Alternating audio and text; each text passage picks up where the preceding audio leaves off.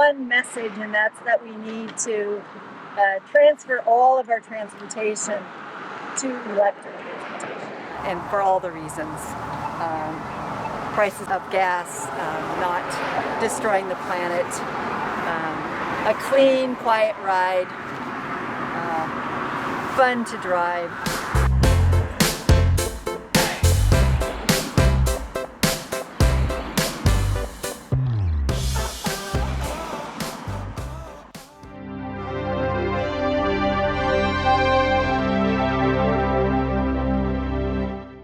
Our skit is an interactive skit. Your line, when flashed, is government new. Let's try it once. Government new! All right, I think we're ready. Grandma, when did you know that burning fossil fuels caused climate change? When I was a young person, like you, in the 1950s, we were warned about climate change in movies and TV shows. The Mauna Loa Observatory Research Facility in Hawaii was opened. Scientists began to record, to research and study Earth's atmospheric statistics. At that time, the U.S. Navy was one of the lead government agencies studying climate change. And did the fossil fuel industry know as well? Well, yes. Exxon knew. Big Oil knew, Big Coal knew. Their own scientists warned them, and they spent millions to lie and cover up the scientists' warnings. They created and funded climate denial and skepticism, disinformation campaigns to undermine science and prevent any efforts to stop the climate crisis, to protect their profits. And what about the government? Did the presidents know too? Well, yes, the last 11 presidents all knew, and you can ask them yourself. President Kennedy, when did you learn about the looming threat of the climate crisis? My fellow citizens, in 1961, I was warned by Senator Clinton Anderson that there could be 25% more atmospheric carbon by the year 2000. And what did you do, President Kennedy? I expanded both private and public fossil fuel projects. Did our government know? Government knew! President Johnson, can I ask you a question? When did you learn about the looming threat of the climate crisis? 1965, my administration published an official report showing the steady rise of CO2 from burning fossil fuels and the dangerous impacts to come. And what did the Johnson administration do? Despite the dire warnings, we put our report on the shelf and didn't take any actions that would address this crisis and build a great society. Did our government know? Government knew! President Nixon, when did you learn about the looming climate crisis? My fellow Americans, in 1969, I received a memo that predicted a 10-foot sea level rise due to climate change. It read, "Goodbye, New York. Goodbye, Washington." I knew then we needed to build an electric vehicle fleet. Okay, so what did your administration do? My administration leased huge swaths of the outer continental shelf for oil drilling and development. Government knew! President Ford, when did you learn of the looming threat of the climate crisis? In 1975, the U.S. National Academy of Sciences put out the following warning. Our vulnerability to climate change is seen to be all the more serious, and we simply cannot afford to be unprepared for either a natural or man-made climatic catastrophe. So what did the Ford administration do? At my 1975 State of the Union address, I proudly announced a program that proposed 250 major new coal mines, 150 major coal-fired power plants, and 30 new oil refineries within 10 years. Seriously? Did our government know? President Carter, when did you learn about the looming threat of the climate crisis? By 1978, I had received multiple warnings that fossil fuel expansion would cause catastrophic climate change and global socio-political disruption by the year 2025. The scientists advised switching to renewable energy. Okay, so I know you put solar panels on the White House, but what else did you do? Well, instead of planning for renewable energy expansion, I proposed drastic increases in fossil fuel production since we had it in abundance. Of course you did. Did our government know? President Reagan, when did you learn about the climate crisis? Well, in 1985, my scientists recommended specific energy policy changes, like permanently ending the use of coal by the year 2000, after informing me that climate change may, quote, overwhelm Earth's life support system. So what did your administration do? During my presidency, my administration developed fracking technology for the fossil fuel industry. We moved funds away from renewable research and development, and we reduced automobile fuel economy standards. Did our government know? President Bush Sr., when did you learn about the climate crisis? 1989, we knew so much about the dangers of the climate crisis that I announced that I would issue an executive order for government action on climate change. That's great. So what did your administration do? Well, I never issued that executive order. Wouldn't have been prudent. Thanks. My administration refused to join 63 countries in a pledge to curb emissions. Did our government know? President Clinton, when did you learn about the threat of the climate crisis? Well, acknowledging the compounding evidence of our climate crisis, I supported the 1998 Kyoto Protocol, an international climate agreement to cut emissions. Okay. This is giving me a little bit of hope. So, can you please tell me what else you did? My administration was lobbied by the American Petroleum Institute and expanded coal leasing, despite knowledge that global warming would reverse our nation's prosperity. It's the economy, stupid. Did our government know? President Bush, when did you learn about the climate crisis? Well, during my presidency, I publicly announced my concern about global warming.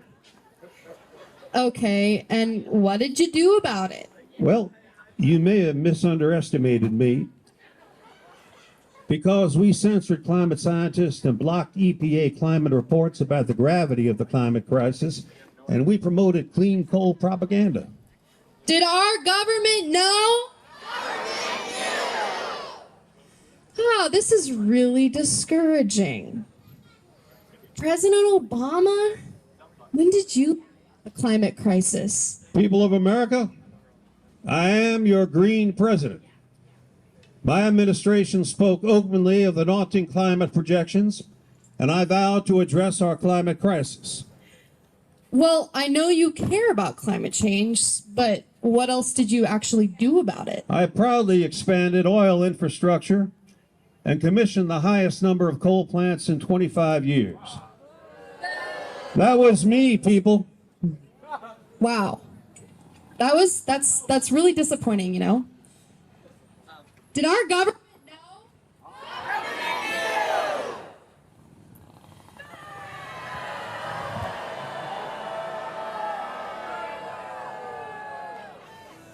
President Trump, when did you learn about the looming threat of the climate crisis? Last year, we put out the National Climate Assessment very very bad. The report says we are facing a huge existential threat. And what is your administration doing about it? I've increased coal exports and expanded oil and gas extraction everywhere I can on federal public lands and committed to making the U.S. fossil fuel energy dominant in the world. Hey, we'll burn it at home and promote fossil fuels throughout the world. We're going to bring back coal. Let me hear it. Coal, coal, coal, coal, coal. Wow. Did our government know?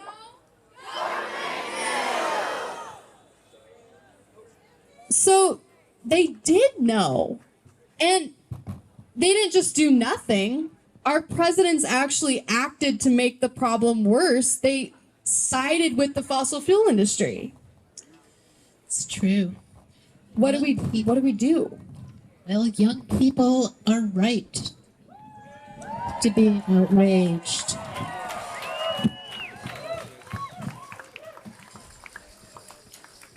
You have no choice but to take action. You're doing it.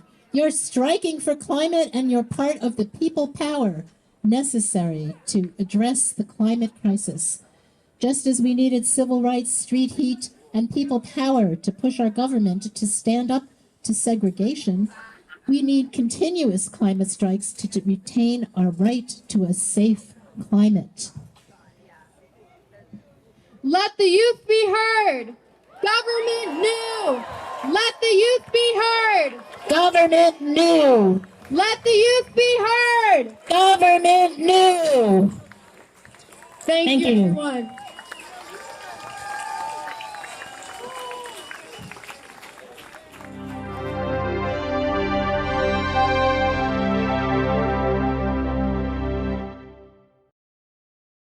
Which side are you on now? Which side are you on? Which side are you on now? Which side are you on? Storms surge and fires burn, but you don't hear the call. 'Cause fossil fuels are paying you, does it weigh on you at all? Corporations raise you up, but we can make you fall. You picked a war with our generation, does it weigh on you at all?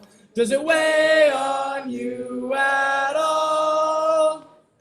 Does it weigh on you at all?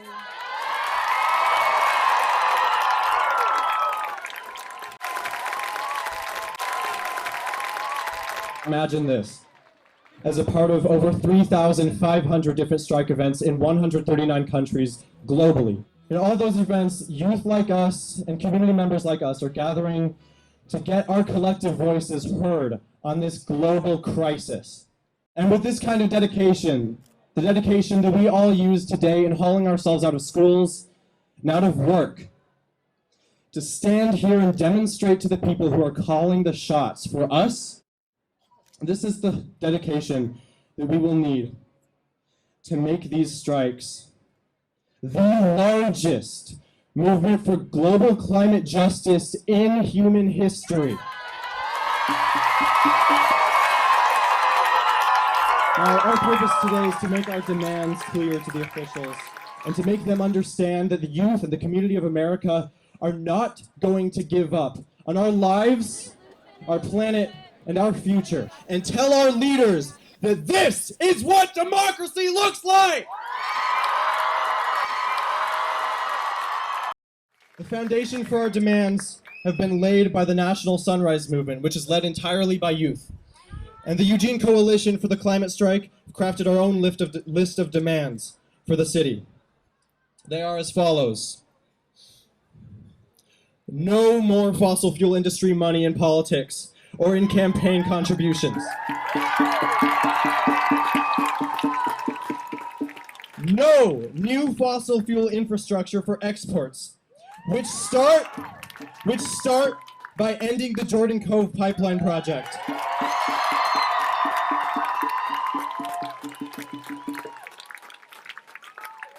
Hold the fossil fuel industry and executives legally and financially accountable for their deception and their harm of the public.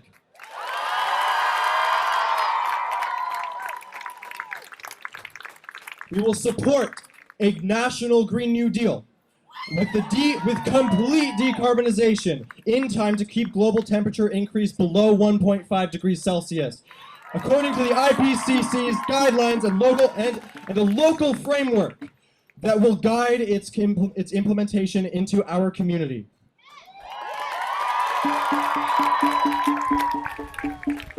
And an Oregon Green New Deal, as the Oregon Just Transition Alliance has proposed. And finally, mandatory climate justice and ecological literacy curriculum in public schools developed and implemented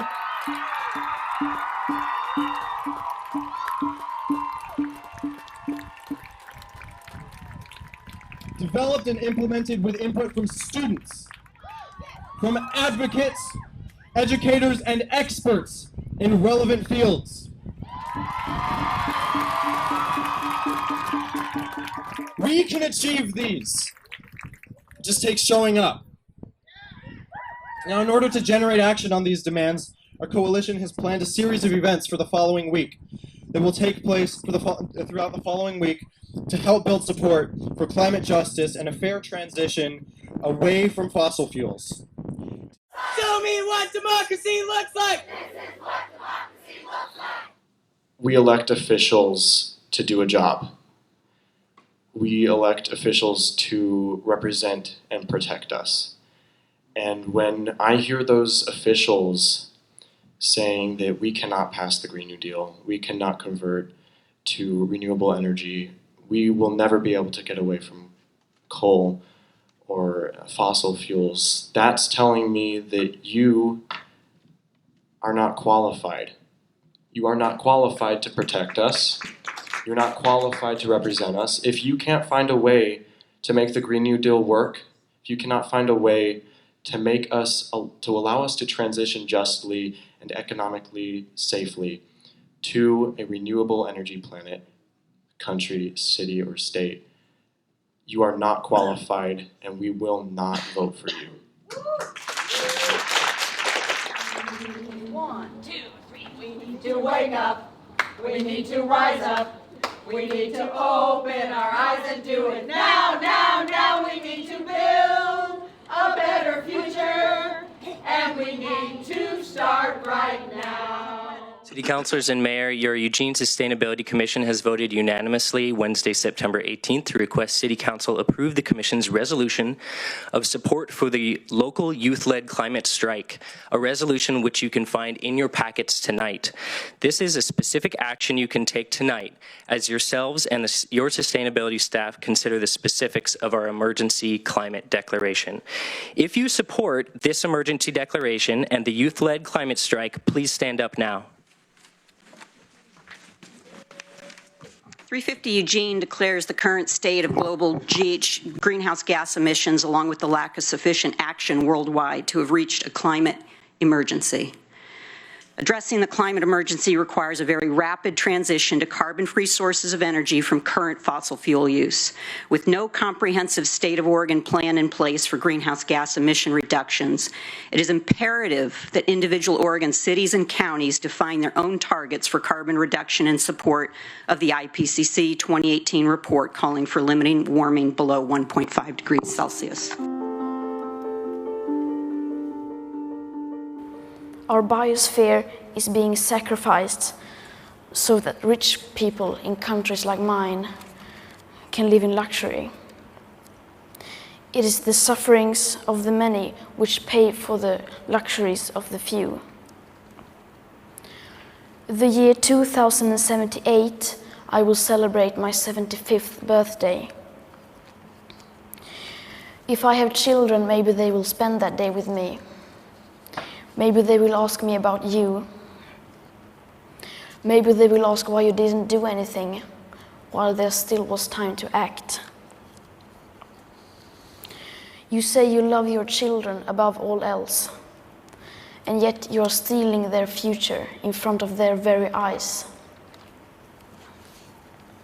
Until you start focusing on what needs to be done rather than what is politically possible, there is no hope. We cannot solve a crisis without treating it as a crisis.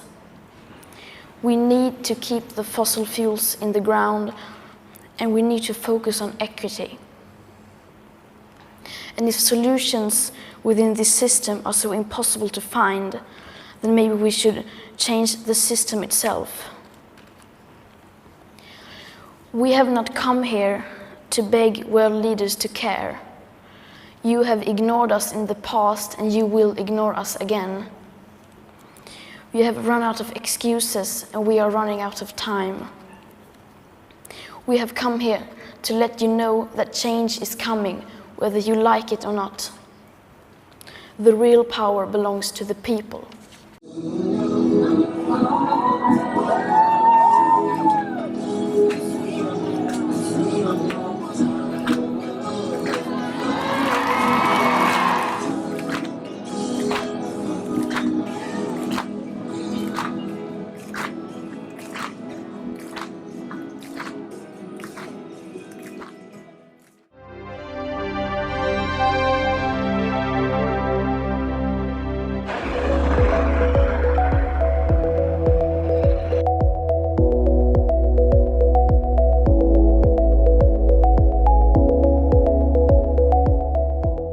Hi, we're out here trying to help Eugene know about the Electrify Eugene campaign. 350 Eugene is working with everybody in the community to help support the city council to pass the measures that will help electrify our buildings in Eugene and get us off fossil fuels.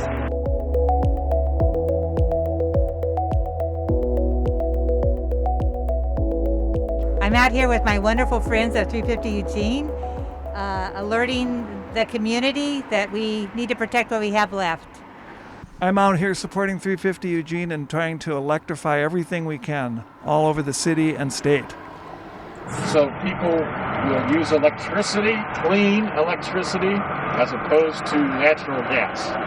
And we're fortunate that most of our electricity is hydroelectric, so it's pretty carbon free, whereas natural gas, not only does it create carbon dioxide as a waste, it also leaks methane, which is a devastating greenhouse gas. Where can people get more information? At 350eugene.org. And that'll tell you everything that you need. They've got a calendar. I want to get involved. I want to get more involved. I don't know where to start. And that's, I think, a big problem for a lot of people, is not knowing where to start. Now I'm meeting these people and I'm getting a better sense of what else there is to be done. It's not hard to get involved. You just have to start by showing up. Now I've learned about the problems. Now the next step is actually do something about it.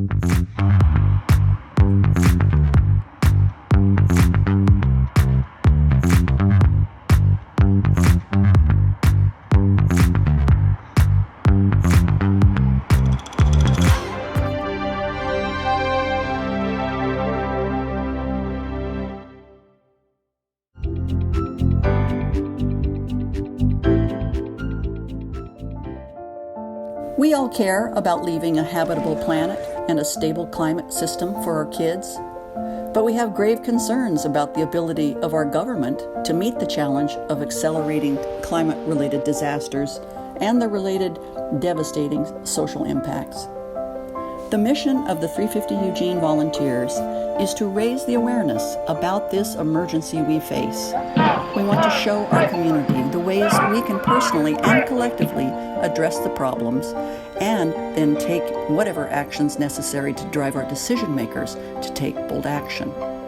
We are going to need solid plans with carrots and sticks, and we need them fast. There has to be grid resiliency through a balanced source of hydro, wind, solar, battery pack, backup. There also has to be action.